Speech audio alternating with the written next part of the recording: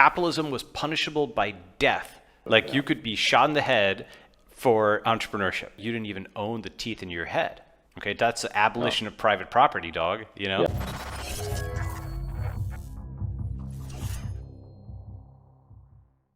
What's up, everyone? This is Justin Khan. Welcome to my podcast, The Quest, where I dive into the ups and downs of trailblazers around me to help you figure out life and get to where you want to be. As always, you know what to do. Smash subscribe and ring that bell for new, unfiltered conversations dropping every Tuesday. Today, my episode is with my good friend, Balaji Srinivasan. So if you've been on Twitter or following technology at all, you've probably heard of Balaji. Balaji is an angel investor, formerly the CTO of Coinbase, formerly a general partner at Andreessen Horowitz. In this episode, we cover everything from crypto, decentralization, media technology, China. So if you like the conversation, make sure to bang that like button, subscribe to the channel, and tell us what you like in the comments below. All right, here's the conversation. All right, let's do it. I'm so excited, Balaji. So I just want to dive right in and start talking about your article, How to Build a City, because this has been an interest area of mine for a long time. And I think you've spent a lot of time thinking about it. You're one of the smartest people I know. So let's just start there. Awesome. Okay. Do you mean my tweet or do you mean the recent article on this? The recent article that you put out, or if you want to start with your tweet, you can talk. We can start with that. But the tweet was specific to Miami, right? Yeah, exactly. So it's essentially overlapping body of work. But about a year ago, let me do the tweet, then let me do the post. Okay. So About a year ago, I tweeted how to start a new city. Number one, build a community in the cloud, organize economy around remote work, enforce laws with smart contracts, practice in-person norms of civility, simulate architecture in VR, eventually crowdfund territory, and materialize city into the real world. And the key is to go cloud first, land last, build a community first, don't worry about real estate. That can be solved once you have sufficient numbers of people with aligned values, negotiate a deal with the state to buy land in the middle of nowhere with specified laws, then move. Okay.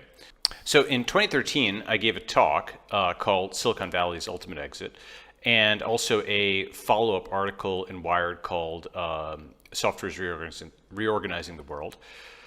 And essentially what they talked about was basically kind of a companion pair of articles. They talked about the fact that the physical location of Silicon Valley was going to become a bad place for technologists to do business for a variety of reasons. We were over-concentrated there. We had disrupted too many industries. There's going to be a backlash. I could see that building even in 2013, and I think that is borne out, all the antitrust stuff and stuff that has happened. Okay, it's sort of like a seed investor. What were the signs in 2013? Because that, like a number of things, crypto, coronavirus, you were right on that as well. So I'm so curious, what were the things that were the signals? Because in 2013, I did not see it coming. I think most of Silicon Valley did not see it coming. So everybody thought it was crazy, or not everybody. A lot of people thought it was crazy, right? So it's basically what I saw for that particular thing was, December 2012. Essentially, media coverage of tech was still essentially universally positive. There was a series of articles, for example, right after Obama got reelected, that was something like the nerds go marching in at the Atlantic and so on and so forth. And then there was a sharp shift right after the election. And, my capsule summary of this is that you can start the camera in different, you can start the conceptual clock at different times, right? But if my capsule summary is if you start, let's say 1995, right? From 1995 to 2008, media mostly ignored tech, especially after the dot-com bubble, and tech ignored media. In fact, tech as a sector really only arose during this time period. There was a software industry before, but the graphical web browser really, boosted the number of people who are in the space, right? From 95 to 2008, essentially, media ignored tech, especially from 01 to 08, because they were focused on Iraq and all this other stuff, right? Tech was not considered like a power center in the US. It was a place that made gadgets, it made Google search and, the Mac or whatever. And tech ignored media because after Yahoo in the early 2000s, after AOL in the early 2000s, those both failed because they had become media companies.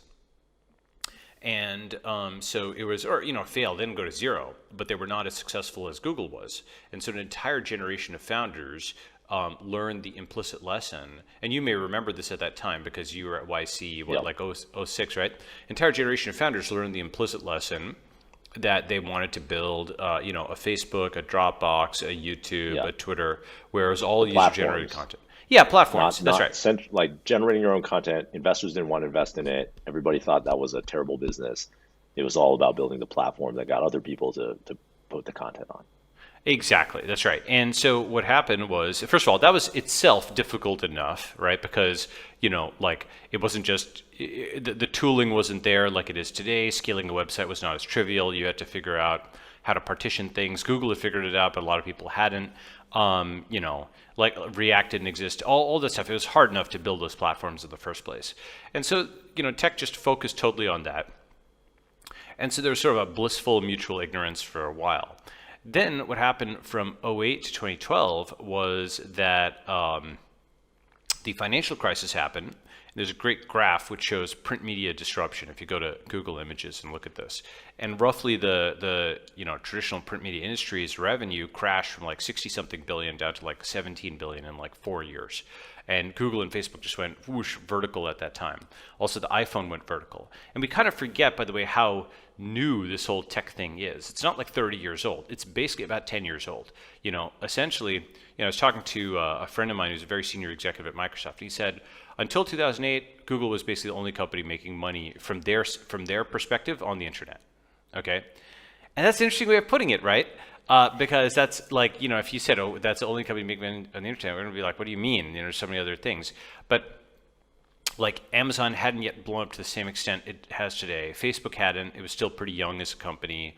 The iPhone was just launching, right? Microsoft hadn't experienced its turnaround. So Microsoft basically thought there was Apple, and of course Amazon in its backyard. And Facebook was, just like a relatively young upstart, like a startup at that time. It did have users, but it wasn't really making that much money yet. And so basically Google was the only pure internet company that wasn't, Apple, which they had been a foe of for a long time, right? And Airbnb and Uber and all these other companies didn't exist yet, right? So it's actually, all this stuff is very new. And so what happened was basically from 08 to 2012, tech suddenly took like something like $40 billion of revenue or something insane like this. And Google and Facebook went vertical just as print media went horizontal, or even worse, like, down, right? And so, after getting through another moment here, by the way, was Steve Jobs, passing away. And after that, this series of articles, the iEconomy series of articles came out, okay, which was, the very first series of articles in NYT that was like, Foxconn and, people jumping off, bridges and so on and so forth. Like the first like anti-tech stories started to appear around that time. And, but if you remember Occupy Wall Street, I think 2011, everybody held up their phones as a tribute to Steve Jobs after he passed away. Remember that? Yeah. Right. And I remember remarking to a friend at the time, I'm like, that's really interesting. These folks are ostensibly, very anti, billionaire, but they're pro-tech billionaire. That's like a tectonic plate that may shift, where, yeah. You know what I'm saying? Right? There's an unstable equilibrium. It's an unstable equilibrium. That's right. It was something which I could see being resolved in a number of different ways with them going pro-tech or anti-billionaire. But it was something that seemed a little too incongruous, right? Sometimes, many regimes, many eras maintain that degree of incongruity for a long time. Mexico, for example, has something called like the Permanent Revolutionary Party, or the Institutional Revolutionary Party. I think that's what it is.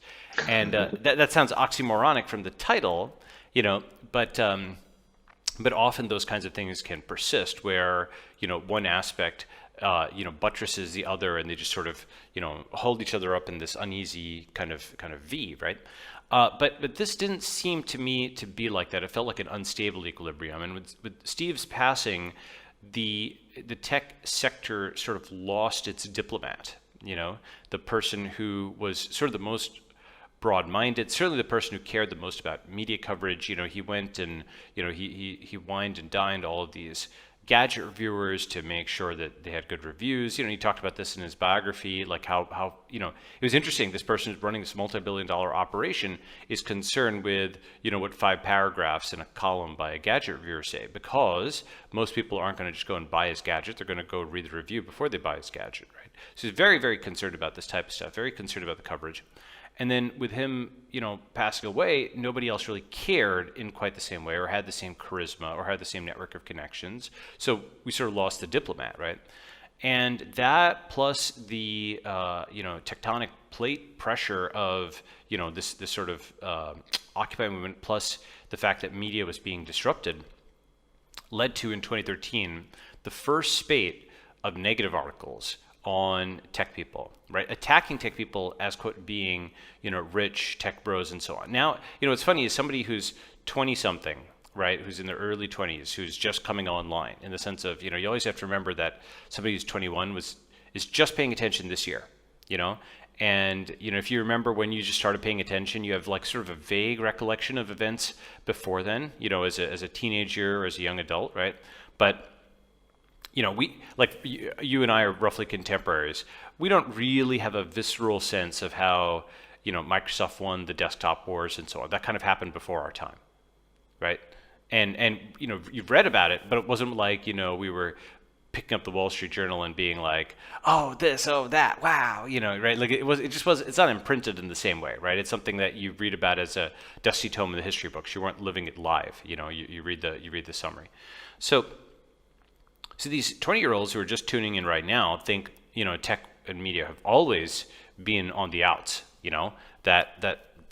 there's always been the tech bro kind of castigation and whatnot. Anyway, so from 2013 to 2019, what happened in 2013 was you could see these articles coming, and folks who had previously been unambiguously positive were suddenly jeering. It was a very sharp 180, and it was among some of the cultural influencers. And so that's basically, I know it's a long answer, but that's why I was like, okay, this is going to turn south for us, because this is a brush fire that I see no resistance to, and it'll become a forest fire, and it's going to burn what we've got down, and we need to figure out how to get out. And so when you came to that realization, how did that translate to Silicon Valley and like the actual physical territory that is, San Francisco and the SF Bay Area?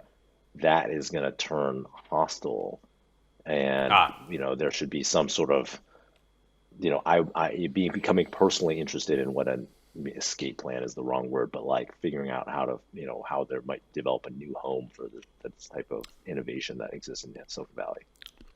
Right. So the second thing was that. And again, this is all stuff, I'm going to say stuff which might sound obvious, but I'm not sure if it's being like looked at from this lens. Okay.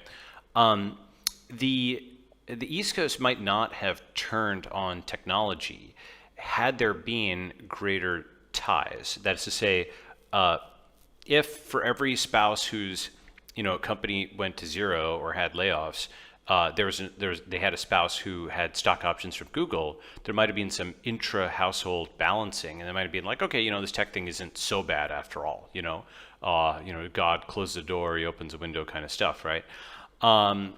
But that's not what happened for a few reasons. First is the technology capital, Silicon Valley is 3,000 miles away. So geographically, that wasn't, remote wasn't as advanced as it is in 2021, 15, 20 years ago. There were some jobs you could do remote, but it wasn't quite as much, right? So that was the first. The second is that the kind of person who works in the traditional industries, especially media, but also politics or Hollywood or that kind of stuff, they're a little different than not a little bit, psychologically they're different in terms of disposition than the logical, mathematical, scientific folks who come into tech, right? But third, perhaps most important, is depending on how you count it, tech is 70% or more immigrant. And so it is just a demographically different and separate population from, the sort of old line families that populate the East Coast, okay? And so just like this new group of people just coming in through SFO from New Delhi and Shanghai and, Poland and South America and so on and so forth, just whoosh like this, right? And so it's literally new money, but also new people, okay? That wasn't being split enough with the old money. And so the old money just didn't didn't like it, and so when you've got something like that, like what happened in tech, what is happening now is you're actually having like the formation of a people, right? A reverse diaspora where a lot of people who are interested in something are coming from all over the world. The vehicles like Hacker News and so on helped with this, but basically, you or Steve Huffman or all those folks who are sort of attracted to the Y signal, the bat signal, right? You're psychologically similar and then kind of concentrated in one place, right? And that's kind of a new thing that the internet allows, but it's not completely new because in the past there have been pilgrims and so on who have come to areas for religious reasons or other kinds of reasons, right? There were communes in the 1800s in America. And so essentially from history, I could see, okay, well, first we've got like kind of the formation of a people with our own kind of culture and, ways of ascending. It's very different than the East Coast culture of pay your dues and join a big company and work your way up and you're assistant to the regional manager and so on and so forth, right? It's very different than the glad handing and the politicking and the verbal hijinks and so on over there, where essentially the whole name of the game is to gain a piece of the state, okay? To become the undersecretary for so-and-so, right? To get a grant for X, to actuate the state with an article so that you have impact on the world by leading to some new, FDA action, right? Whether, bureaucrat or academic or journalist, that's what people want. They want a piece of the state, right? A piece of the state to call their own, right? And then our culture is very different. We want a piece of the network, right? A homestead, reddit.com or, justintv.com. Was it JustinTV? No, it's Justin.tv, right? Justin.tv. Right? I had to explain that to people for years and years. Yes, because people didn't understand the domain suffixes, right? Yeah. So you take this totally bare homestead, right? This digital homestead, this piece of the network, and you build that up into something, right? Which is actually much less of an ask in some ways and much more of an ask in others. It's much less of an ask because you're not asking for much. It's much more of an ask because you're asking for no one to have control over you, okay? So essentially these sort of two cultures I could see were poised for a clash, and that the main tool that we had was the stuff we've had for that built the culture, which was the ability to migrate, the ability to build remote tools, the sort of resourcefulness to see trends in advance, and also actually a lot of tech people now marry each other and so on and so forth. That's actually a much more common thing. So I could see this technology cloud swirling together and becoming something that was distinct ideologically and demographically from the East Coast cloud. Now, I know this sounds like what I'm describing is more obvious in 2021, right? A lot of those trends are more obvious in 2021. That was less obvious in 2013. Yeah, that's right. So it really was sort of like a seed investor where, I could enumerate the case and, I don't know, maybe I had 50 articles or 50 different things, data points that I could collimate like this. And I couldn't say it was for sure, but it looked like the way to bet, especially because we didn't have a jobs like diplomat who could negotiate, especially because nobody thought it was like a real issue, because they thought it was just some articles online. That's why I knew that this was going to become a thing, because nobody was involved in stopping it from happening, So TLDR is that's played out kind of like I expected over the last 6-7 years. And so now what's the solution, right? Basically, what I think is going to happen is what's already happening, namely that the East Coast has developed an ideology with which they've captured full control of the state, and they're going to be using it to go after tech, with antitrust and all this other stuff, like a gigantic mailed fist descending from the sky. And there's a huge difference, in terms of today versus the Microsoft trial. The Microsoft trial, it wasn't like folks are against technology writ broad. Here, there's an animus towards an industry, all right? There's an animus towards a sector. And so it is regulation as a function of animus. And so it's not going to be narrowly tailored. It's not going to be, well thought out. It's simply going to be, okay, they're bad, therefore let's attack them, right? And what's going to happen is that may result in a few different things. I think the most likely, unfortunately, is it turns, let me give two different outcomes, right? One outcome, which is the worst outcome, but I think the modal outcome, is that, Google and Facebook and Amazon and so on become true wards of the state, right? Like true NSA surveillance machines, right? 7-8 years ago, if you remember, the founders of these companies went to Obama and they protested the NSA use of their services. Remember, they all packed into a conference room, right? And they said, this is bad. And they made actually a lot of good arguments. Hey, this hurts our business overseas. This hurts our reputations for neutrality. And now 7-8 years later, that's all been forgotten. Yes, there were some overseas requirements. You had to have data centers, separate and so on. But these giants have sort of cruised to dominance. And the NSA hasn't been reformed, and Snowden hasn't been pardoned.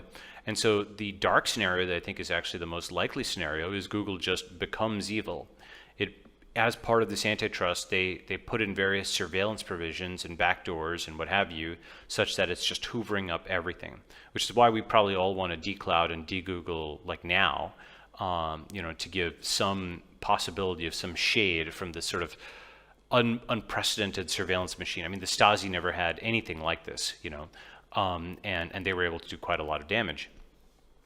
So that is the bad scenario where you have this sort of solar eclipse, the blotting out of the sun, where something that was good gets turned completely to evil. And it's very similar to like Game of Thrones or whatever, where you had the good dragon, whatever is flapping, and then it gets killed, and then its eyes get reanimated bright blue, and now it's the evil dragon, right? That's basically exactly how I think about kind of the wokeification, the capture of Google especially, but then more generally the Silicon Valley tech companies. So if I was right about the previous thing, like essentially I think that we're on track, unfortunately, for great evil with the abuse of these things in a completely unapologetic and cartoonishly abrupt and in your face way, that like the deplatforming, the surveillance, there won't even be a pretense of it. There'll just be command line searches for thought criminals, that kind of thing. Which is all right. I mean, there's a lot of like the tech companies themselves, at least the FANG companies, the kind of like head of the tail companies. 10 years ago, there was this real dedication to liberalism, right? Like in the platforms, they were. Free speech was like really important as a not making decisions on what kind of speech would happen on the platform, except in really egregious cases, and now it's gone completely sideways, where there's this, the platforms themselves are making decisions on like what's acceptable speech. There's kind of rampant censorship, and we're moving more towards like what's the window of acceptable ideas, and anything outside of that window is like arbitrarily bannable on these platforms. And it's moved from there's the kind of that part of it, and then the like you said, the surveillance culture has gotten to it's kind of standard to like know everything about every user and then monetize that however is like you can think of. And so I wonder, is the antidote to that, I know you're a huge proponent of decentralization. Is it like is Web3 kind of the rebuilding of all the centralized applications in a way that's like kind of liberal values are intrinsically enforced in the platform? Because like I guess it was like in Web2 it was like they were ideologically enforced, but the ideology has like kind of changed beneath us. So yes and no. So actually yes and yes. All right. So here's the alternative scenario, and the future is still plastic. I think I think without crypto, without Web3, without Bitcoin, I'd be extremely bearish on the future, and probably not even speaking on anything. I'd be just hunkering down, like just all right, because it would essentially be a global competition between two surveillance states, the American surveillance state and the Chinese surveillance state. It really would be, and everybody else would sort of cower as these, eyes of Sauron just passed above, okay? With AI and drones and animating everything and watching everybody. Really like dark kind of future. But with crypto, we have a third possibility, neither woke capital nor communist capital, but crypto capital, a third capital base, a third way of aligning all the rest of the people of the world who outnumber both the Americans and the Chinese. Which is not to say like I have a beef with most Americans or most Chinese. Really, it's the Chinese state and the American state that I think are headed in a bad direction. So the rest of the people of the world, including actually millions of Americans and Chinese within these regimes, can be aligned behind crypto, behind the original values of the West, like free speech and free markets, privacy, protection from search and seizure, international rule of law, a fair deal, non-discrimination due to pseudonymity, transparent contracts with impartial enforcement via blockchain, and so on and so forth, right? This is actually the true spirit of the West, as opposed to, the various, substitutes and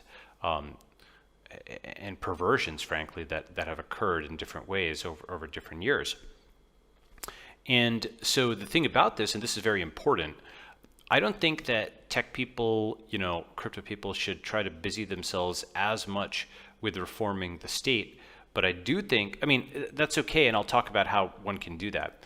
But I do think they should lobby and join and evangelize their colleagues at large tech companies, because those are still more subject to reform. And one senior executive who's pro-crypto can potentially raise their voice and be the minority report that stops a surveillance regime kind of thing from developing, if that makes any sense, right?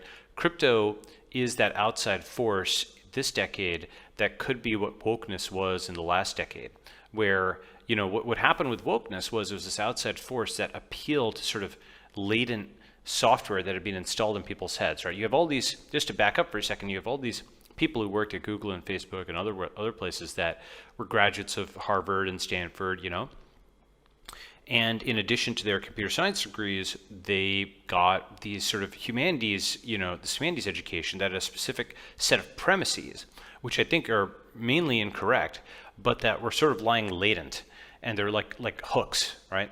And then once you have this sort of broadcast of wokeness, it would appeal to those latent hooks, and it would make moral arguments that people in their most impressionable years, in their teens and early 20s, just absorbed uncritically. And most people don't just absorb this uncritically, they never challenge them, right? You don't really get a new moral education when you're just debugging device drivers. You've got what was given to you at college when you were in 4 years in a residential education, setting, right?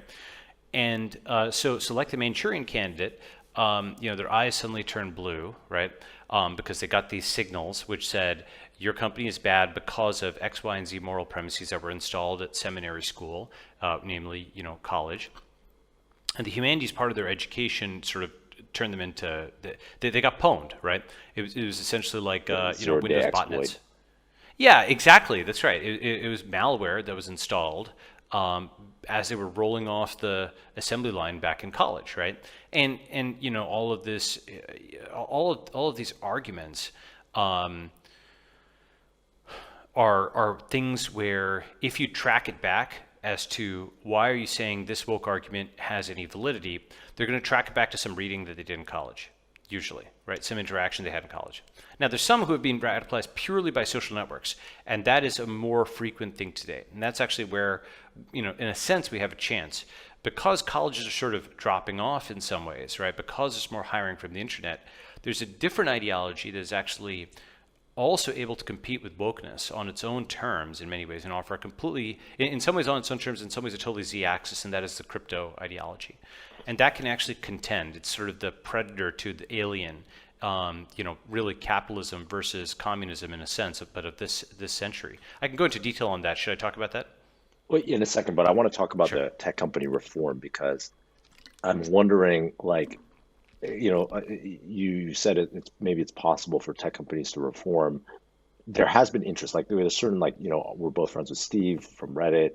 They're working on crypto projects. Then you have Jack from Twitter, I think, has said that he was interested in a crypto version of Twitter.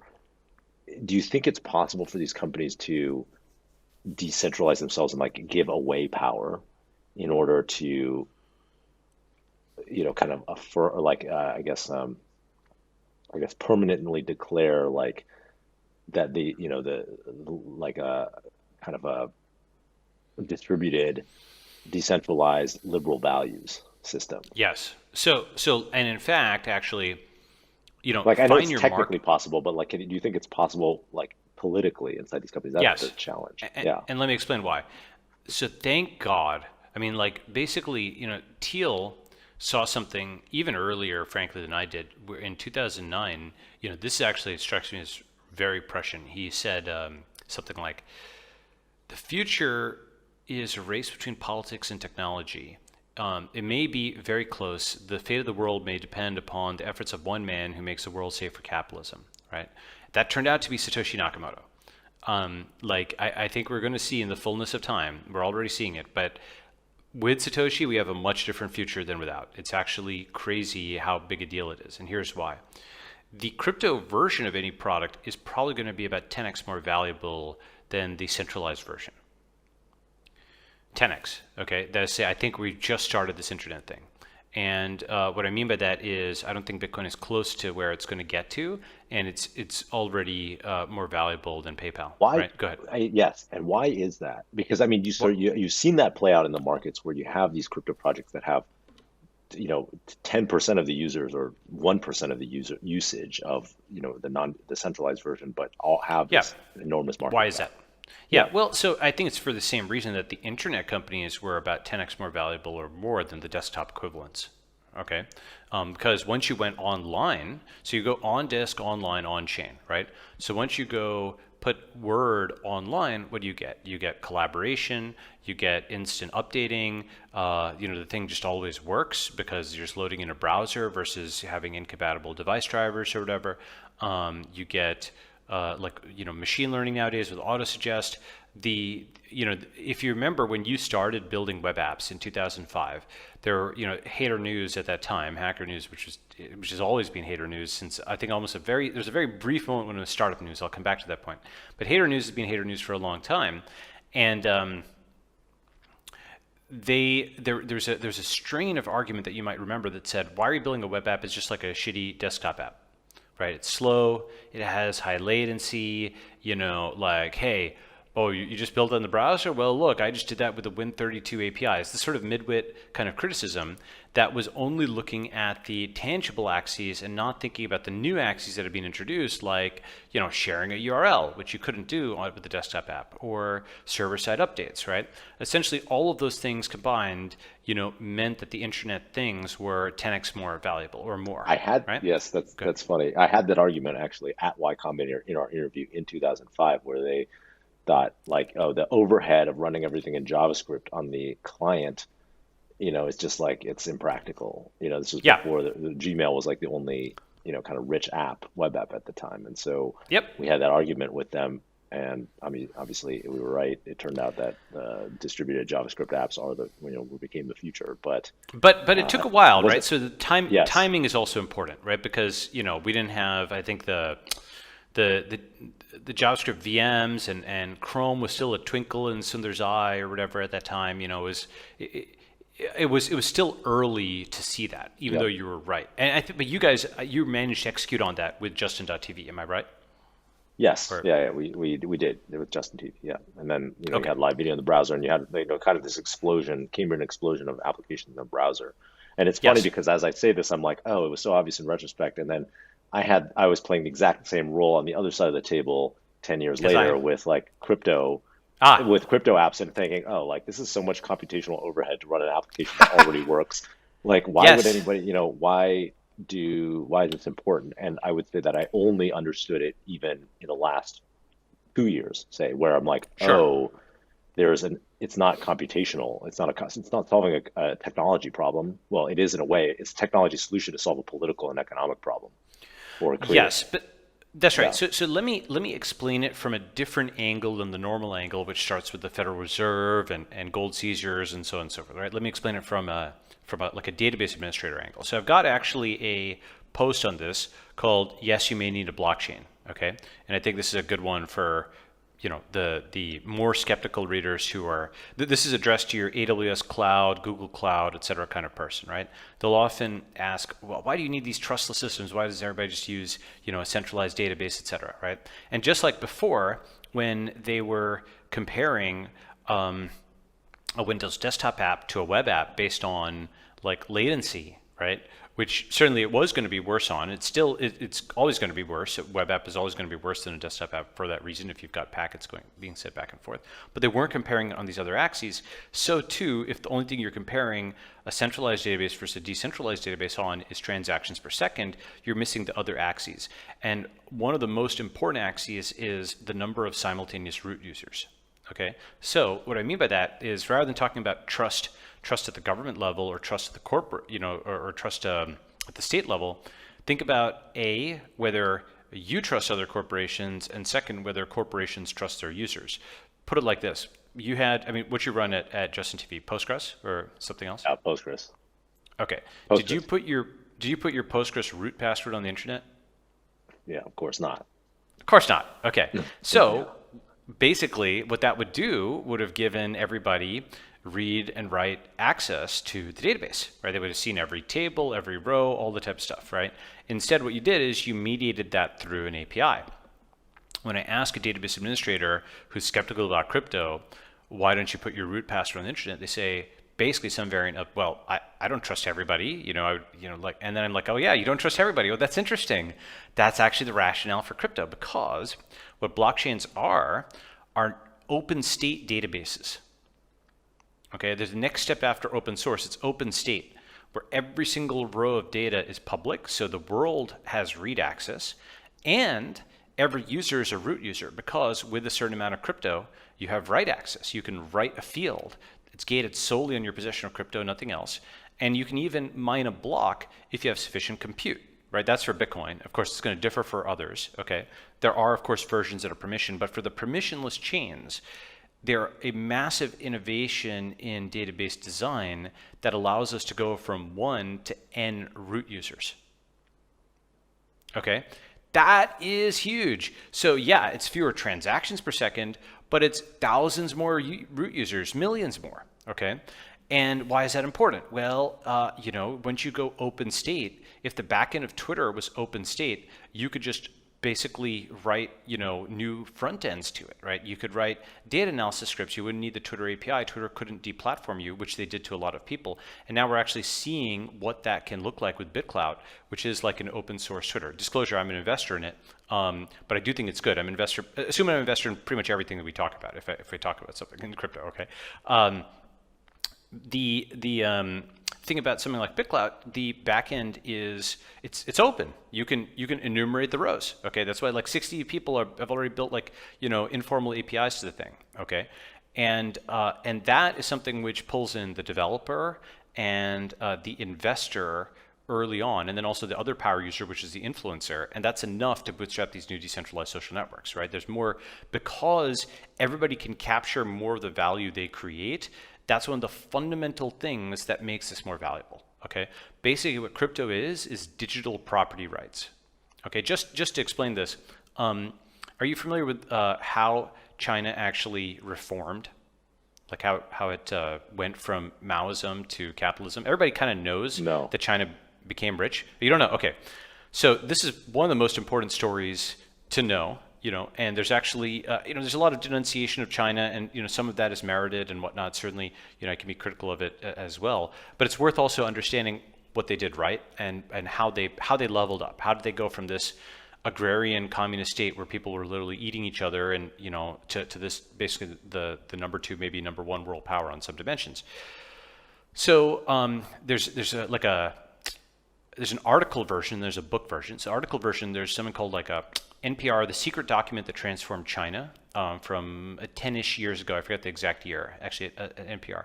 And essentially, so the story goes, Deng Xiaoping had recently just taken power from Mao, and around that time, a bunch of farmers in, I believe, Zhejiang province, and please excuse my pronunciation on this because I might be, I certainly wouldn't call myself an expert on Chinese pronunciation, but a bunch of farmers in Zhejiang province, basically, they got together and they signed a secret contract which said that, yes, they're on a collective farm, but each of them gets to keep some share of the grain that they're growing, right?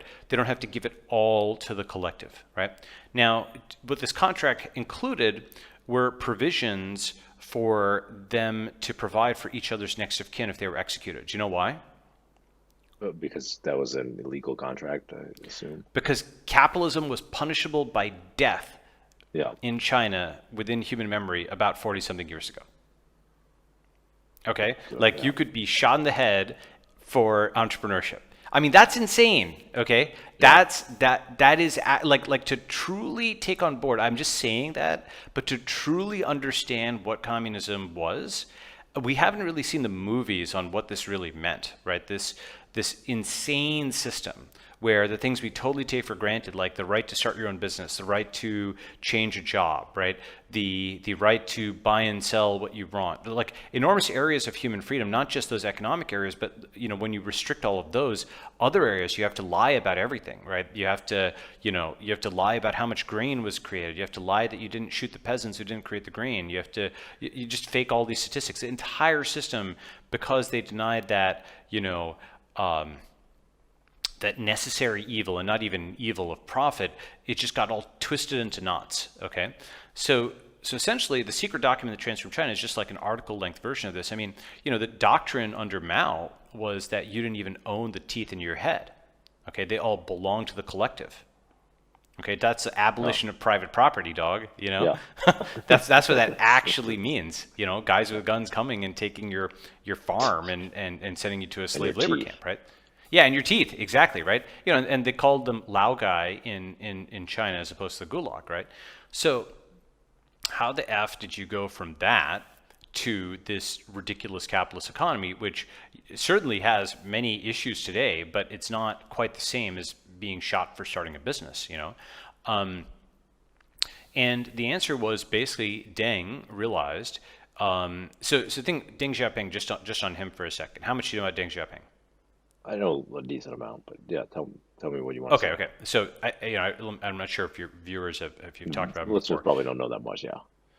Okay, so there's a good book before sort of it became very popular to just sort of I think mindlessly hate China. I think there can be really good critiques of China, but I think like it's worth.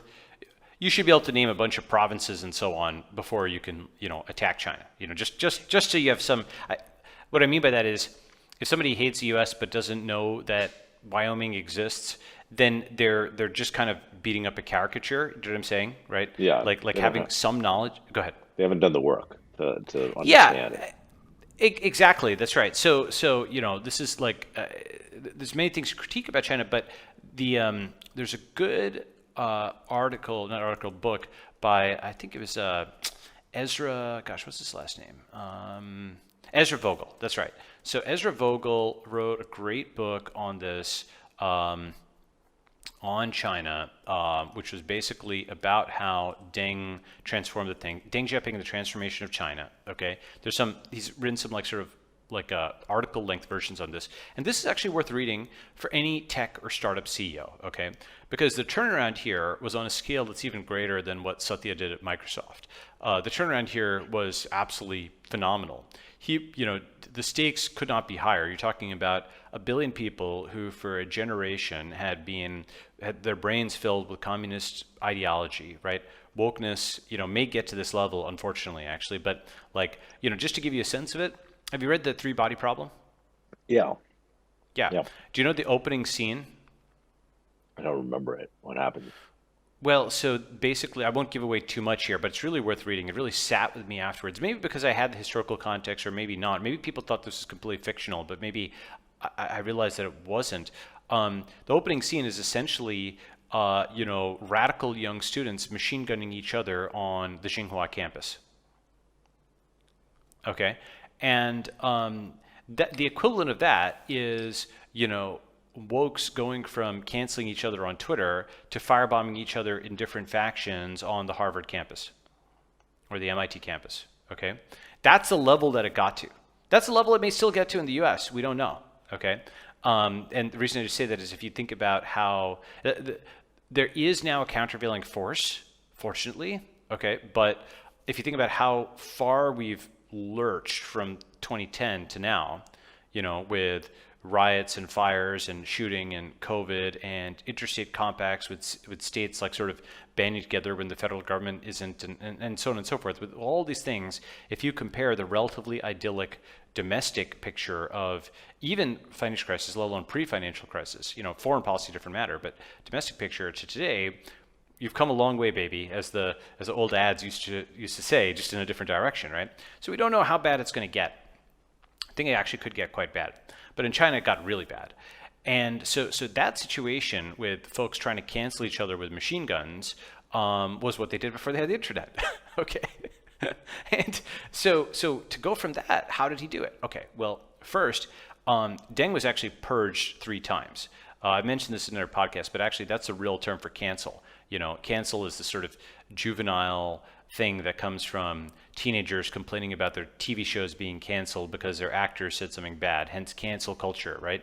And it's just sort of this, it's this juvenile way of talking about something very serious, which is purging, right? That was a term that they used in the Soviet Union and the People's Republic, right? So when someone's purged, they were often unpersoned. They're purged to greater or lesser degrees, but usually it was now de facto a crime to associate with them, to even be their family member. You could be suspect. And the penalty could be everything from what it is in the West, which is shunning them for any economic or interpersonal relationships. So future stuff is all cut off from them. They become a pariah, to being jailed and losing life and liberty and or property, right? And so Deng was actually purged 3 times. He kind of came back and there was an editorial that said he's okay, and then he got purged again, and his son was thrown through a window and was put in a wheelchair for the rest of his life. So, things were crazy there. So how did Deng turn it around? Well, first he managed to outmaneuver Mao's widow when she passed away. When he passed away, the so-called Gang of Four.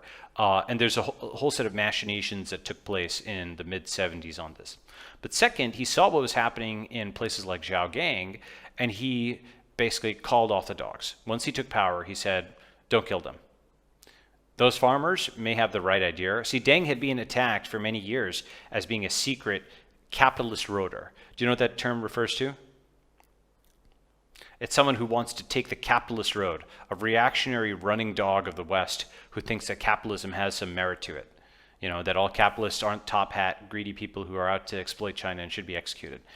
What's interesting, by the way, is if you take a lot of the rhetoric of that time and sort of map it to like the woke rhetoric in the US, you sort of see like the same level of just extremism in every single word or paragraph is there, right? The X and the Y and Z.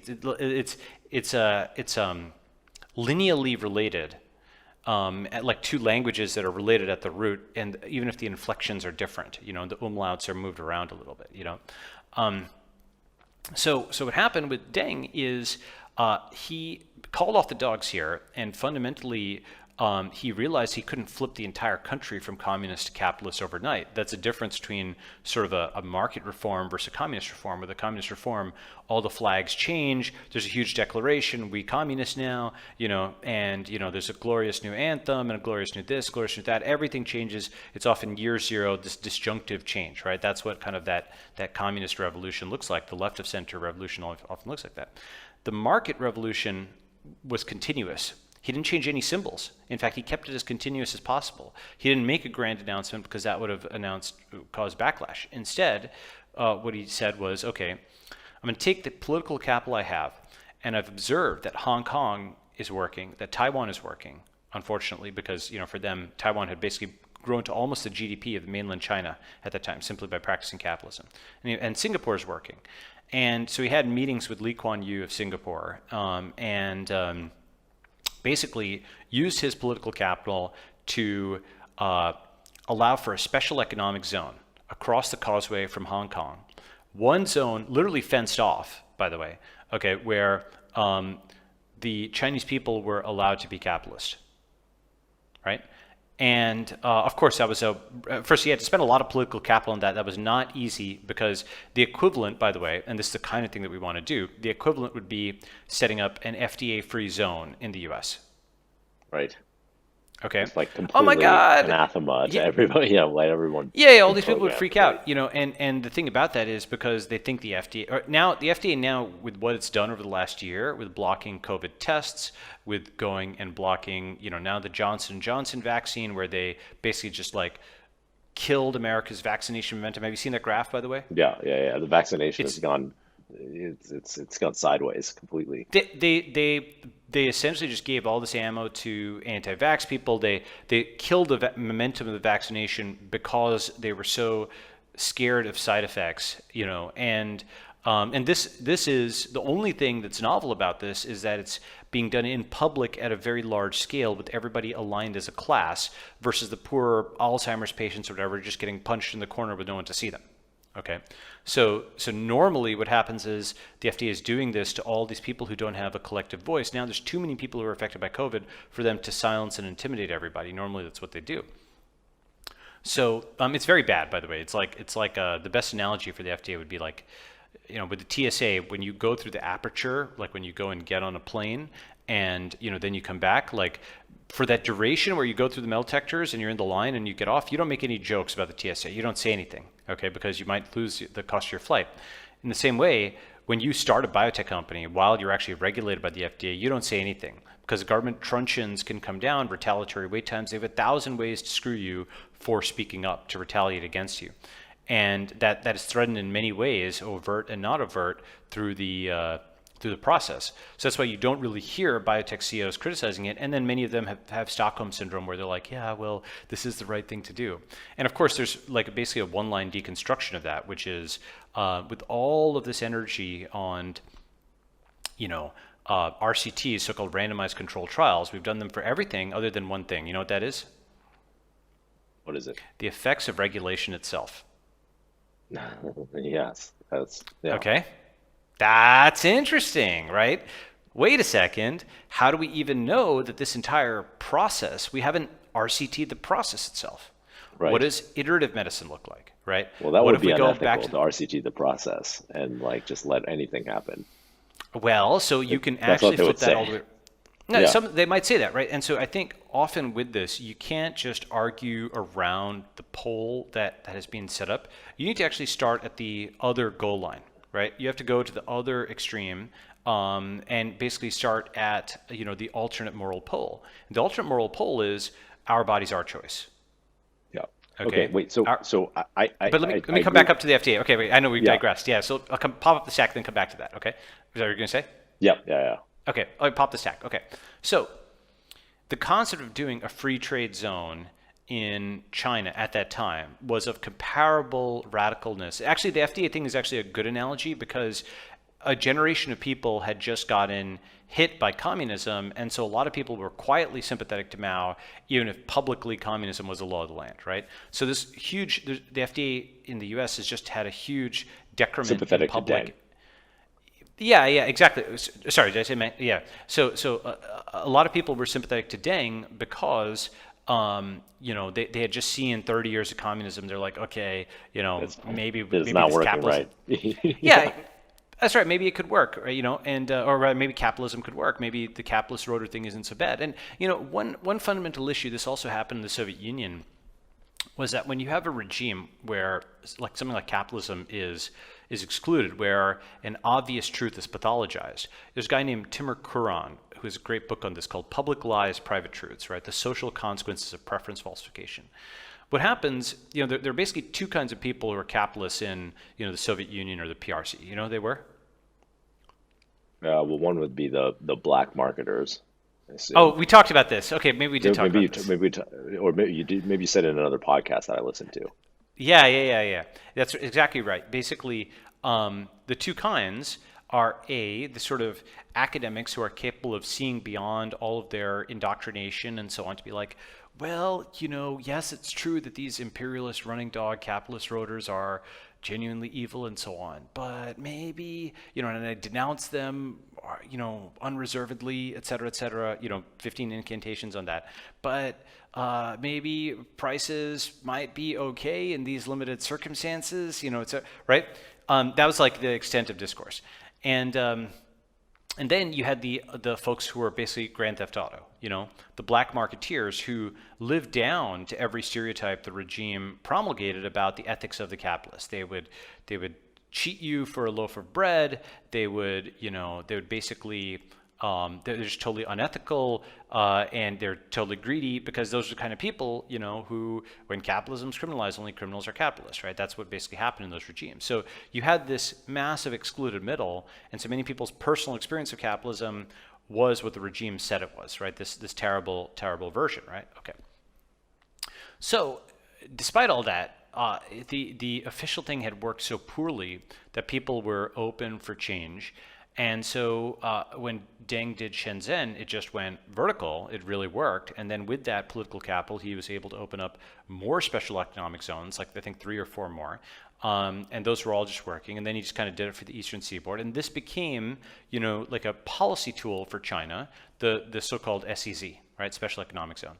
And that was exported across East Asia with some success, exported worldwide with less success. But the idea of having different rules for different areas and allowing people to kind of experiment with that's is our version of like a minimum viable product.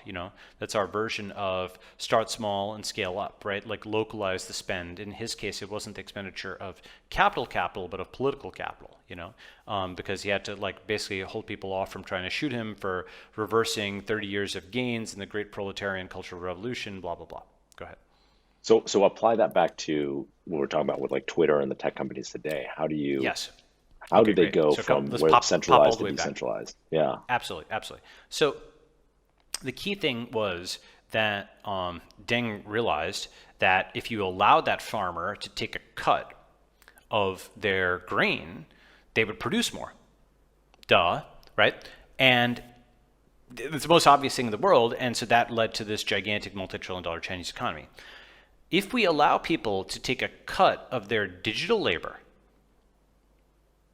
okay, if they can actually monetize for every tweet, for every post, for every action that they take online on these platforms where they currently own nothing, it will have a similar increase. That's why this is such a big deal. Like literally, we're talking the economy of China level scale unlock in terms of digital property rights, when your property isn't just, when your teeth aren't owned by the state, right? When you have true property rights, and it's seizure resistant, digital property rights, when your following is yours, when you can monetize them, when you can take your homestead and then move it somewhere else, when all of that is cryptographic as opposed to essentially just a row and a table server side, you will see an unlock that is comparable to literally the economy of China. So I agree with that. I believe that. But right now what we have is, so people. Did I put it all together after that long digression? Okay. Yeah. Well, except I do want to come back to like how the transformation from centralized to decentralized happens for the existing incumbents. But my observation is like when we've gone from what's effectively no property rights, which was like Twitter is like no property rights. You and I produce all the content and we get none of the revenue, right? YouTube is somewhere to like synthetic property rights, right? Like I own my channel and I get some revenue. It's probably not really YouTube is rent seeking a heavy part of that in terms of like how much percentage of the revenue they take, but they do pay out, $10 billion a year or something to creators. And so is the synthetic property right like good enough? Like I'm working on building my YouTube because, well, really for me, it's not like the direct ad revenue or something. It's the reputational part, but like other people are working on building their YouTube channels because, they can make money off of it. And it's a viable career now. So I'd say no. And let me give some reasons. First is there's an obvious point, which is you don't have an Omna follower list, right? The YouTube follow, the Twitter follow, you have to rebuild that from scratch everywhere, right? That alone is a massive, massive hit where it's basically like starting a new company, right? Like you and Gary had to sort of rebuild that from scratch. You couldn't just have your Twitter followers just, go over there, right? In a decentralized social network, that wouldn't be the case. Every decentralized social network can be best thought of as a new external database. Okay, I'll come back to that point. So number one right there is the reason you don't use as many social networks and don't deploy content on as many of them is the difficulty of starting and building up a full new profile on a new system. It's a significant cost. It's equivalent to like going into a new country or something like that. And the internet made it easier to go into new countries. Blockchain and decentralized social networks make it easier to go into new platforms, number one, right? So you have that synergistic effect, which is a big deal. That also allows for collaborations. It allows for getting the feet wet. It allows for seeing whether you might, maybe you'd be big on Pinterest, Justin. I don't know. Like big on YouTube. So that's one. The number two is, yes, it is true that you get like a dribble of revenue from Google, but you have zero ability to optimize that. You have like every single aspect of that. You are getting the most generic one-size-fits-all thing. And you're an entrepreneur. You know that the tiniest delta in terms of clicks, in terms of like button hues and stuff like that can sometimes massively influence checkout. You have no ability to control that monetization process because it's all being done through Google. Now, of course, yes, you don't have to do any work. You just, put up a video and Google takes care of all the rest of it. But should you want to do the work, you cannot. Or not very easily, right? Third is, you're vulnerable still to Google deplatforming or adpocalypse and all that type of stuff, which is a big deal, and very arbitrary. And so you're planning, you have enormous supply chain risk. So if you're evaluating this in an S1 or an SEC filing, the equivalent, and you're enumerating your business risks, you'd say, well, this guy can just choke point us out and completely destroy our entire revenue stream at any given point, right? That's a very big risk, You're basically playing the reverse lottery every day, where like once in a while you just get smacked in the face by the platform you're on.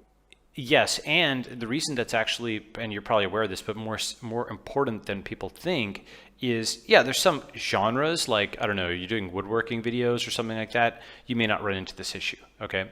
But pretty much everybody on YouTube realizes that the more they push the envelope, the more views they get, right? And so essentially, actually Zuck had this really great graph where he showed that there's an incentive for going right up to the line of suspension in terms of engagement. It increases like, if not exponentially, it certainly increases sharply right up to the line at which then people get banned and then engagement drops off a cliff. Yeah. Okay. So it's an incentive for brinksmanship where basically your engagement goes higher and higher as you push the envelope until the very edge where you get banned. Okay. Yeah. Now their solution was actually, which is interesting, use AI to detect that brinksmanship and actually start giving a gradual soft decrease, banning. right? To like give you an incentive to go back. Exactly, that's right, and that's fascinating. It's a very interesting way of thinking about and articulating the trade-off there. But still, there's two issues with that. One is someone else is setting that line, and and number two is, maybe you disagree with what their AI soft banning or whatever is doing because it's again going to be one size fits all, and it might not fit your use case. So, I mean, in general, it's something where you will always be restricted to a certain kind and scale. I mean, there's obviously some people who've made quite a lot of money as YouTube creators, but you simply won't be able to build a very large operation, if you don't have full control, or rather, let me put it differently. You can build a large operation, people have, but the scale of the operation is limited to a much greater extent than people think because they don't have that full control. Go ahead. And I agree with you. Effectively, what the state of the digital economy and the system, as a creator, I can see this, but it applies to, having a Shopify or like an Etsy shop or, any of these other things. Like the state is you kind of live at the at the behest of the state and exactly, and it's not a good place to, like, nobody likes that, right? But so synthetic property rights are not as good as real property rights, right? Like, because and so I agree with that. But how do you convince the centralized platforms to kind of at the start of the conversation we talked about how do the centralized platforms become decentralized, because that requires them to give up their power to be a rent seeker and a gatekeeper. Yes, and thank God for crypto, because it's less power, more money. Yes, okay. So it's saying like, yeah, okay, sorry, go ahead. Yeah, so it is, it's really, really, really, I mean, that's why I can't emphasize how important crypto is for this reason. Basically, decentralization has always been arguably the ethically good thing to do, right? But it's had very high complexity, and it has, it basically was just like you get a hole in the head and it's complicated and people won't do it because it's hard. It's just harder than building a centralized thing. Until blockchain assets, right? And suddenly that technical complexity was more than offset by the money that you make, right? And the technical complexity now also has that ethical component alongside. And this is, let me see if I can articulate this well, because it's a very important synergy that's here. It's sort of find your market to find your voice, okay? If either of those was not there by itself, okay? If it just made more money, then people might, but it required like really exploiting customers or something like that. I don't think, I mean, there's lots of things you can do that make more money that that will basically harm your customer base in the short or medium or long term that people do not do. So if it was just that, then people might not do it. If it was just giving out, a better API that anybody can control and property rights and all this type of stuff, again, people might not do that because, hey, you got to eat. That's why Twitter closed up its API. That's why it went from a protocol to a platform. That's why all the platforms have choked off their APIs, because if they gave full API support and everybody could, make their own Twitter or Facebook, then they would no longer be the monopoly provider of ads, and their revenue would just plummet. Okay, so if you have only the ethics without the money, that also is a failure mode. But when you have both, when the thing that makes you 10x as much money is also something which is 10x better for the world and 10x more desired by your users, that is the kind of lever that can transform even a $1 trillion corporation. Yeah. So the path is something like Twitter is like, okay, we're going to fully decentralize ourselves because we're going to create a token that we're going to own most of, and that's, it's economically viable, or like it's even though we're giving up control, we're getting a lot economically. And I mean, to be clear, yeah, exactly, right. So basically, it is synergistic because it combines all of them, right? It's more money. It is much more money. And I don't think people realize how much more yet. As I mentioned, I think that China analogy is a useful way of thinking about it, right? The billions of people who are on social networks right now have zero digital property rights. It's the scale of China, right?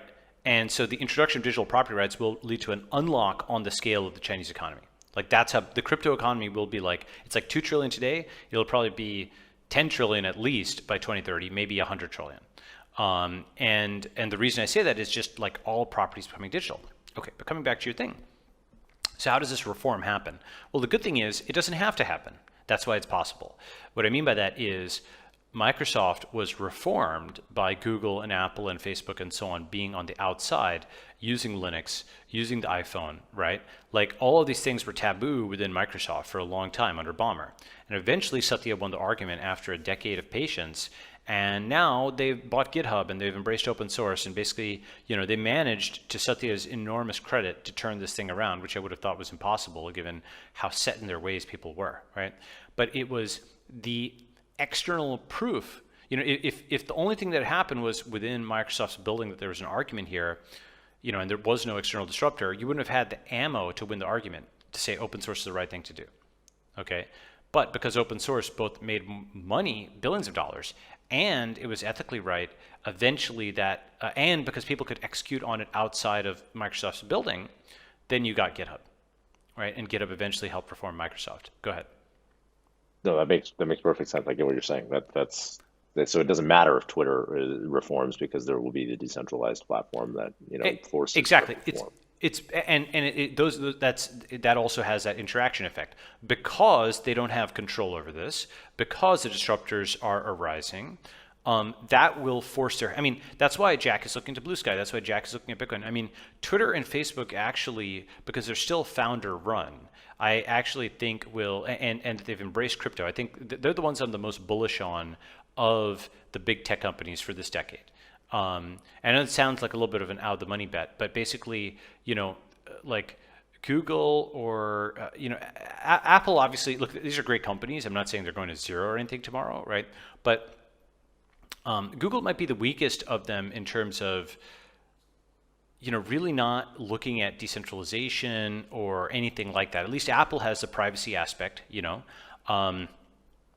and I guess Microsoft and Amazon, they're doing their own things. Amazon has groceries and shipping and the physical stuff, which is not, is distinct from its cloud business. Google, though, as a pure digital company, has not really embraced decentralization at all, and might be in some ways the most vulnerable to this over time. For example, you could imagine certainly decentralized crypto email. I think that's going to become a bigger and bigger thing because people underestimate how important it is that everybody has public and private key pairs now. Should I talk about that for a second? Or come back up a second? You go? No, let's talk about it, yeah. Okay. So the PKI, public key infrastructure problem, this is something that people have wanted to solve forever, which is how do you get people public and private keys? Roughly speaking, it's like giving people the ability to generate secure envelopes, where they can put a message in it, lock it, and then send it to somebody else, such that only the person who has that private key can open it. So you give out like a bunch of envelopes, right? I put a message in, I lock it, and only you can unlock that. Nobody else can unlock it, okay?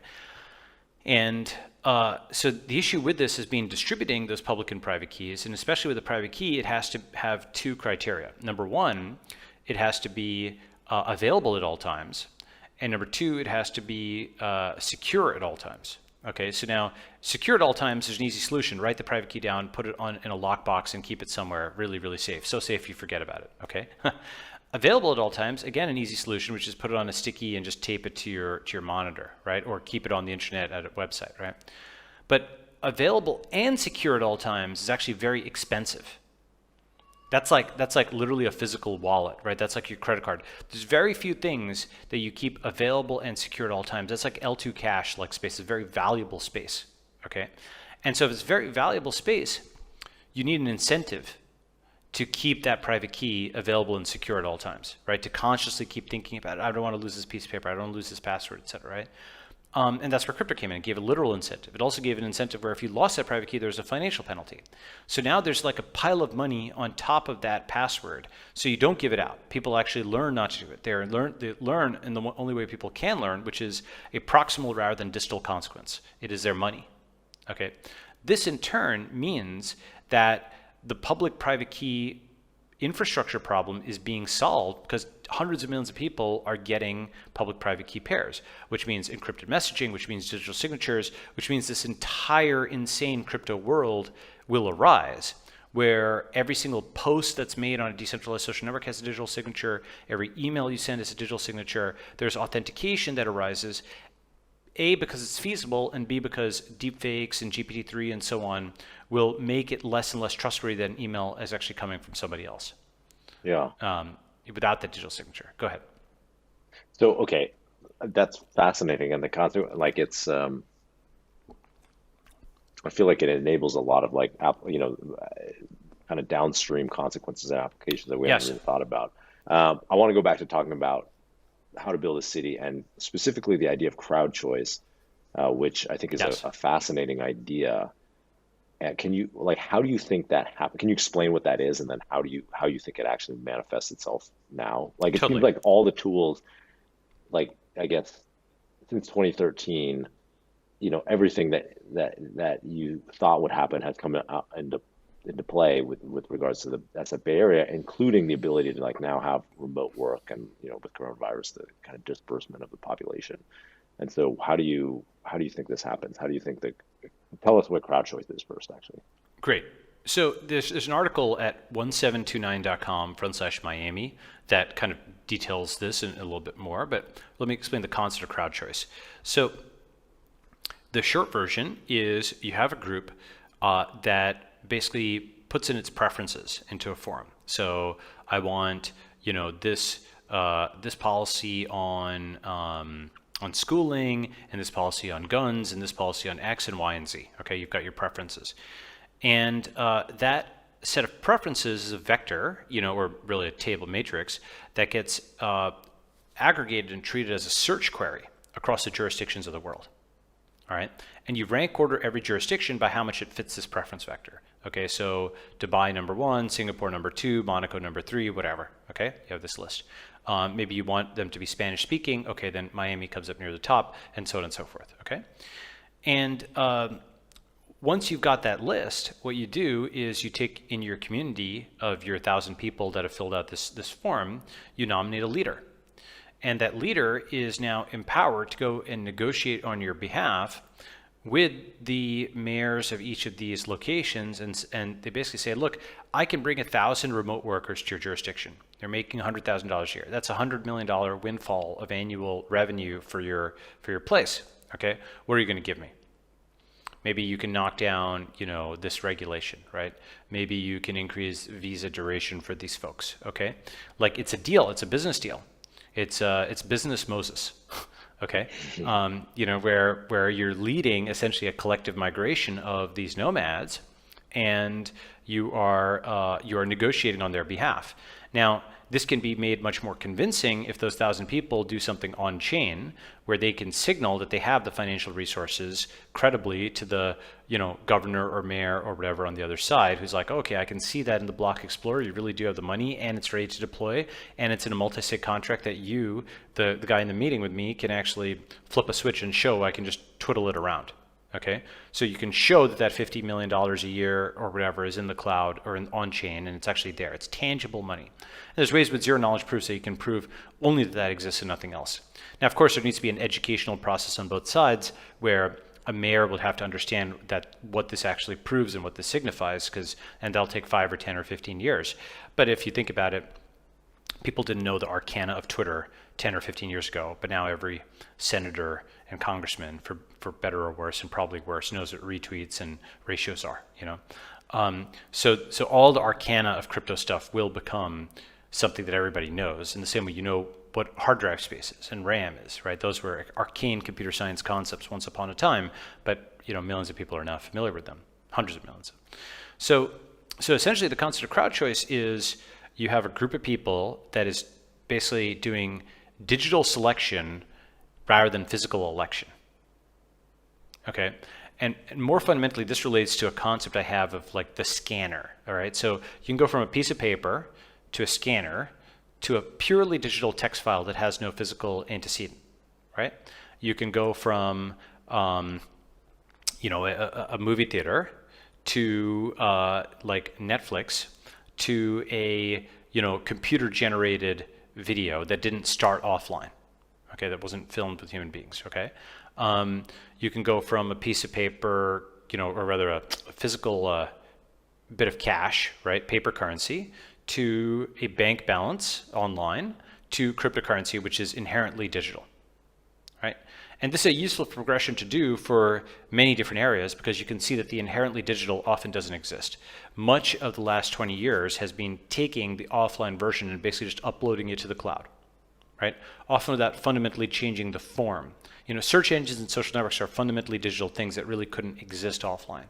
But there's other things where the crypto equivalent, the digital native equivalent, is yet to exist. Like, what is a crypto equivalent of a diploma, for example? Crypto art is just happening. What does crypto login look like? Fundamentally digital login and a crypto identity. All those kinds of things are going to come. Okay. So in the same way, what does crypto election look like? The naive way of thinking about it is the scanner, right? Oh, we go and we vote with paper ballots. Oh, let's just vote with voting machines. Okay, that's just taking the offline process and putting it online, just forklifting it online. Fine, you can do that. Then you start thinking, what does digitally native, quote, voting look like? And one of the first things is you realize, hey, well, you can vote not just with your ballot, but your feet and your wallet. Okay. And you can include social features so that people can vote as a group. So block votes are actually a thing. And geography matters less because people, all of the structures, the entire way the paper voting system was built, assumed that geography mattered a great deal. That people were split off in this way, that because essentially you couldn't come down to Washington, D.C. and go and vote on everything. That was extremely time consuming. You couldn't have a say on every matter.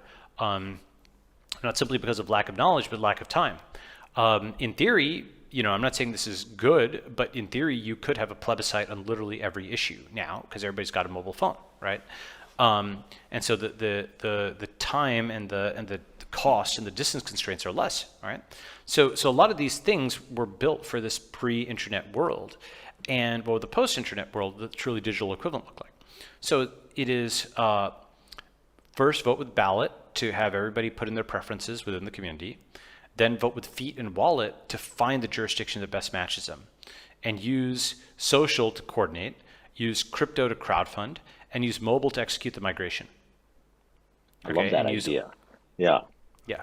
Go ahead. How do you get, it's fascinating because the idea that, it's so ingrained in us that the idea is like you should vote the jurisdiction that you live in. And like the voting is intrinsically tied to like where you live, or like, kind of the rule of law that you follow is intrinsically tied to like the locality, municipality that you live in, or right. state or country.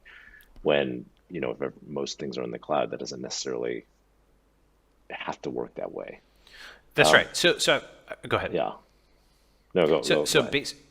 Basically, one of the fundamental concepts there is the transition from the great circle or geographic distance to the geodesic distance, which is, you can talk about the distance between 2 points on the surface of the Earth, the great circle distance, okay? Like the arc length, of like a plane taking off from here and landing up there, or you can talk about the geodesic distance, which is the distance between two nodes in a social network, okay?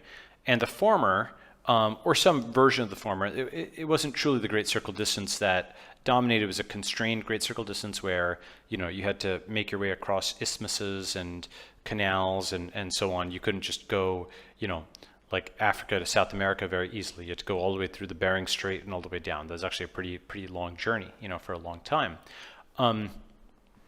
But basically the geographic distance, at least in the small, not in the very large, but in the small, was something where you could assume, and this is for the last 400 years or so, you assume that people who lived near each other shared common values. And because of that, you had a nation state that was like a contiguous physical thing where the laws that were enforced were enforced on a geographical basis, like you have these physical borders, because people within that geographical basis all have the same ideas, right? So that was this implicit overlap that occurred. Yeah, nowadays the internet has abolished that, right? Because we're able to find our tribe online of all the people who are, maybe share values with us, which we would never have been able to access before. And that's so Twitch is like that, right? Where it's like, there was never any media network or whatever that could survive on like with like broadcasting people playing video games, because like the population was dispersed, and it took the internet to like bring them all together to create this what turned out to be like a really big site, right? And so I get that idea, but like my question is, how does that interact with the that comes into conflict with like the existing power structures, right, which are all based on this idea of like contiguous, they're like your physical proximity and like deciding everything about the rule of law that you follow. So like how do you think those two things interact? So it's going to be basically the story of the century, the state versus network. And like this is going to be as big a thing as capitalism versus communism last century. Like centralization versus decentralization is going to be the huge tug of war for the next at least few decades, maybe the whole thing. Okay. So basically every possible outcome of this atom smasher, I think you're going to see. You're going to see fully decentralized entities that live purely digitally and that are purely VR, right? You're going to see projections of those into the physical world, what I call network states, where they have a bunch of individual cul-de-sacs and ranches and apartment complexes and so on of 1 million people that consider themselves part of a nation online, which has a footprint collectively of a traditional nation, but it's distributed across 100 legacy countries. Okay, it's a funny term, but a legacy country, right? So you've got a piece in what is today Mexico, and a piece in Texas, and a piece in Poland, and a piece in Japan, and a piece in Australia and South Africa, whatever.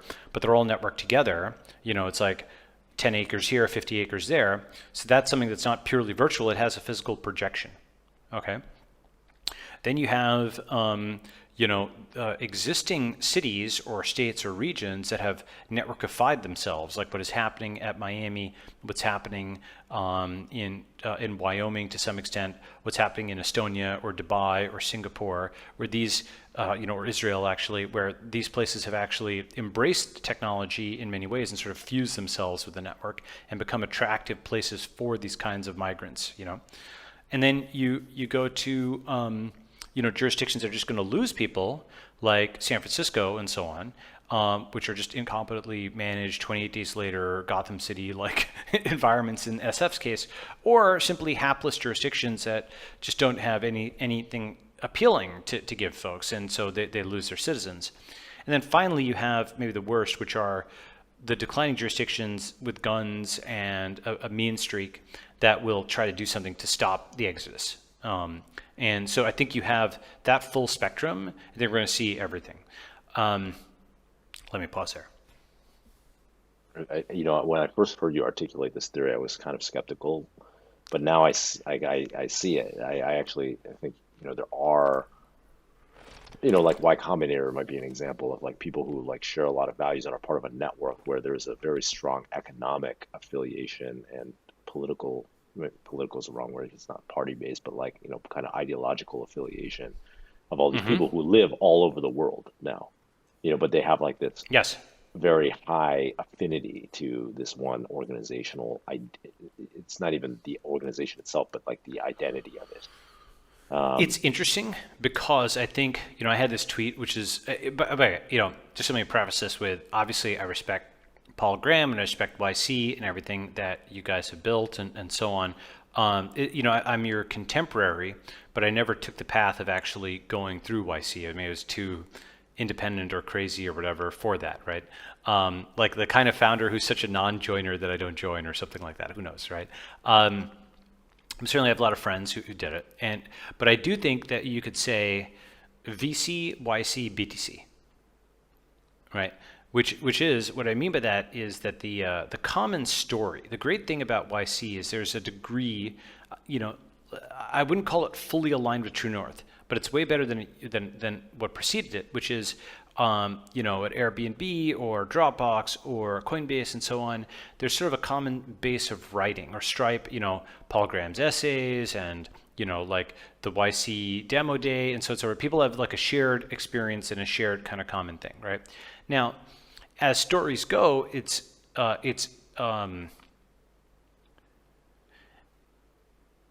insofar as it's got a moral teaching, it's like, make something people want, which is fine, okay? But I think the next level of that is crypto. And what I mean by that is whether you work at Binance or, again, Coinbase or Kraken or something, many of those are not YC companies. But what they have in common is they know the story of Satoshi. And unlike YC, this story has both heroes and villains, right? Everybody in crypto, whether they agree with it or not, but most of them agree with it, thinks banks bad, decentralization good, right? Fiat bad, crypto good. Inflation bad, deflation good, right? They have, boo this, yay that, okay? Remember we talked earlier about like the software that had been installed in people's heads at that impressionable stage, the right? That is the thing. What crypto has done is it's put a story in people's heads of a different set of yays and boos. Okay, one that is going to be competing as a memeplex with wokeness worldwide. And both of them will outcompete nationalism. Do you know why? Should I talk about that for a second? Yeah, talk about it. Sure. So the thing is that both wokeness and crypto are fundamentally internationalist ideologies. You can, and people do, even though wokeness is highly American. And in fact, that's a critical thing. It sprung out of America. You can see the loan words everywhere. When people are using woke language in Denmark or something, it's all loan words from English. It's like a template you can drop into any country, and the same conflict levers exist. And so conflict is attention, and attention is power. And so any young, ambitious, amoral person can like sandpaper start the same kinds of fights in Poland or Brazil or Japan as they do in the US on many of the same kinds of issues. It's just like a guaranteed kind of conflict that happens everywhere. It just polarizes people in very much the same way. And what that does, it makes them feel like they're fighting the power, they're gaining momentum, and they get funds from international orgs and so on and so forth. And essentially the global story is that they're all doing this for human rights, and maybe that's part of it, or maybe it's attention seeking. Maybe it's actually not that good. Maybe some of what they're doing is self-serving. Maybe it's some combination of the above. Okay, but they have a narrative which gives them both the feeling that they're doing the right thing and unlocks lots of money from overseas, right? By contrast, nationalism can't really resist this, or not forever. And the reason is that the Hungarian nationalism, Brazilian nationalism, Israeli nationalism, this nationalism, that nationalism is fundamentally particularist. It can't really form alliances across borders very easily, right? The story of Brazilian nationalism may be appealing to Brazilians, but not to Indians and vice versa, right?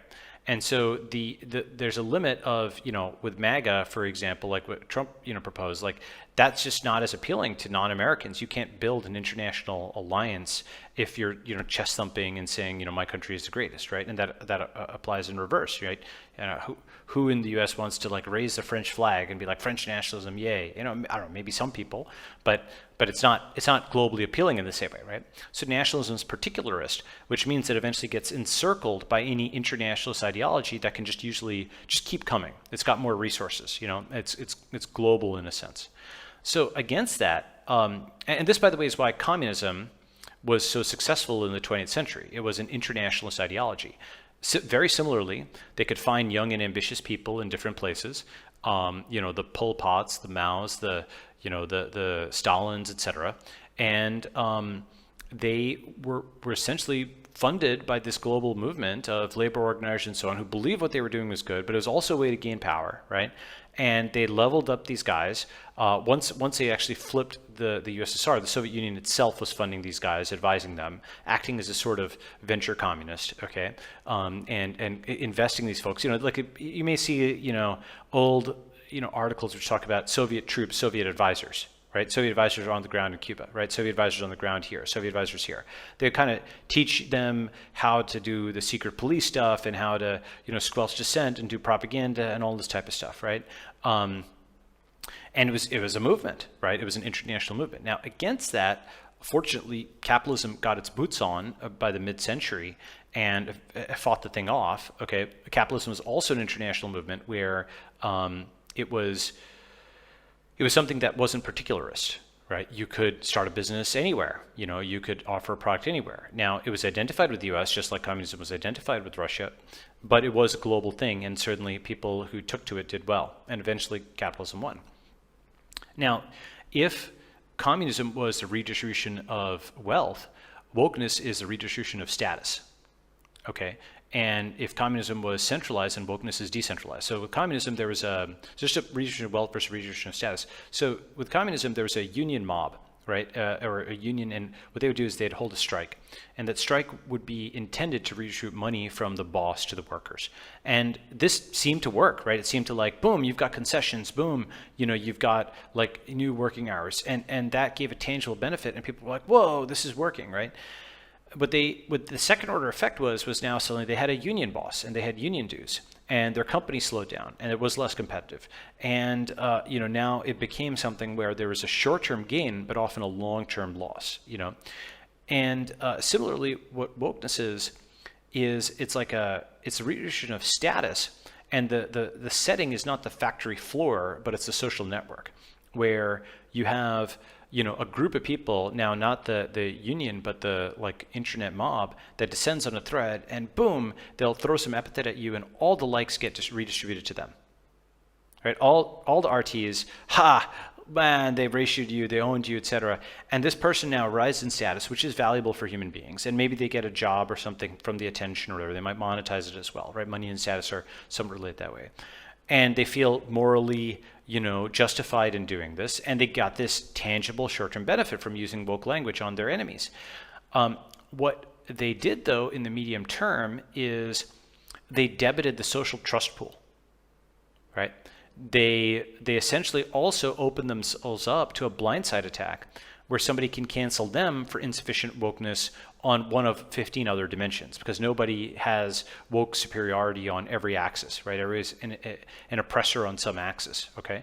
And so they actually open themselves up to long-term downside, even though they got this short-term upside by sort of taking from the commons of trust.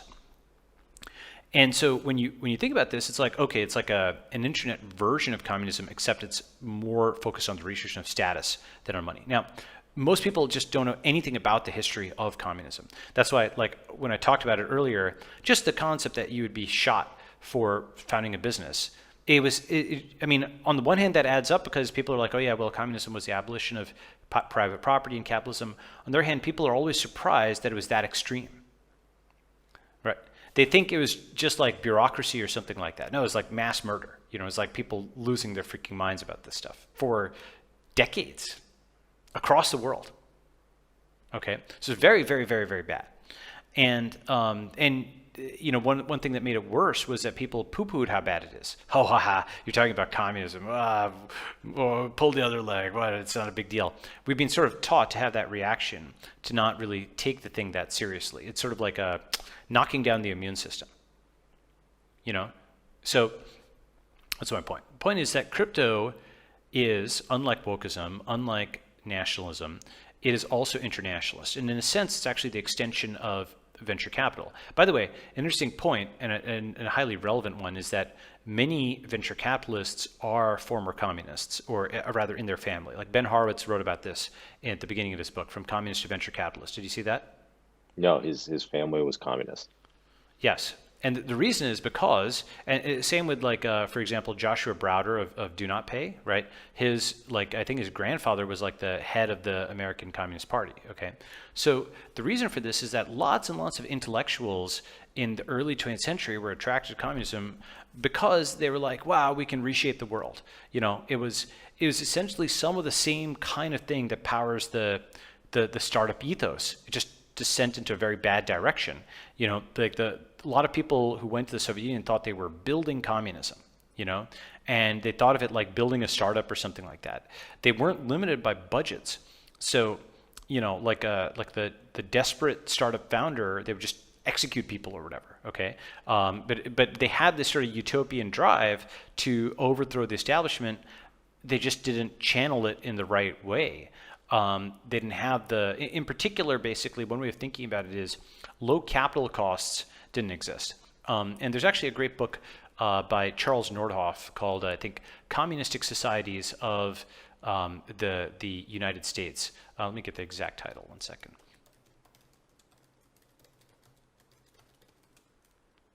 Yeah, Communistic Societies of the United States, right? This is an old book, but it's worth reading. It's 1875. The reason it's worth reading is in the US, one of the most important safety valves at the time was the frontier.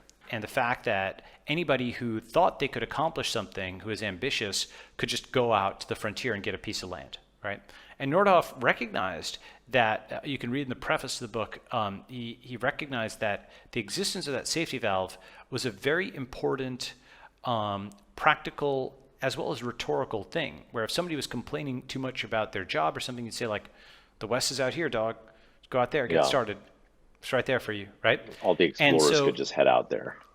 You could just head out there, right? Yeah. Now, I don't think it's a coincidence. In fact, he actually kind of predicts this in the book, okay? But I don't think it's a coincidence that when 1890 happened, when the frontier officially closed, that basically closed off a very important avenue for ambitious people. And so that's when the age of strikes and unions and communism and so on began, because it became zero sum, right? In order to win, you had to go and take over an existing institution, do a revolution. You know, the concentrations of capital were to such a point that the ambitious young guy couldn't just go and start a company. Centralization was to such a point that they had to figure out some ideology that would let them capture that centralized organization, okay? And now where that changed was in 1991, when the internet happened. I shouldn't say the internet happened. The commercial internet happened. NSF repealed their so-called acceptable use policy, which most people don't know had banned commercial traffic on the internet for the period prior to 1991. So in the same set of years where India reformed and the Soviet Union collapsed, the NSF repealed its AUP, acceptable use policy, and began the commercial internet, which started going vertical. And now, 101 years after the frontier closed, the digital frontier reopened. And so now you could go and get a homestead, right? You could get a digital homestead, you could build, and nobody could stop you. There was an outlet for that ambitious young person to go and do something because whatever idealistic vision you have, you could try and implement it with your company, whether it's, what's it called? The non-management style of management? Oh, yeah. Holacracy, right? Holacracy, yeah. You want holacracy, you want a flat organization, you wanted this, you wanted that, whatever crazy idea you have on how things should be managed, as long as you can convince people to just go for it. Maybe it'll work, maybe it won't, right? And now, of course, there's a whole culture of startup founders that have, figured out best practices, but you can ignore all of them should you see fit. Satoshi certainly did. He didn't raise any VC for $1 trillion thing that he built in his garage, basically, so to speak. And this was similar to kind of the influencers who built those communistic societies of the United States in the 1800s, right? Today we call them influencers. Back in the day you might call them community leaders or something, but they weren't simply charismatic individuals, they were community leaders, right? They built a community around them and they literally formed physical territory, and some of those things became very profitable. Now, in many ways, actually Paul Graham has actually also observed this from a different direction. He had an essay on this a while back called The Fragmentation. And I had a thing on this as well, which basically observes that 1950 is like peak centralization. And as you go backwards and forwards in time, things get more decentralized. So in 1950, you have, one telephone company and 2 superpowers and 3 television stations. Yeah, you have AT&T, and you have the US and the USSR, and you have ABC, CBS, NBC. Okay, and so it's like super centralized. There's just a few choke points and everything. Very little choice. Everything's homogenized.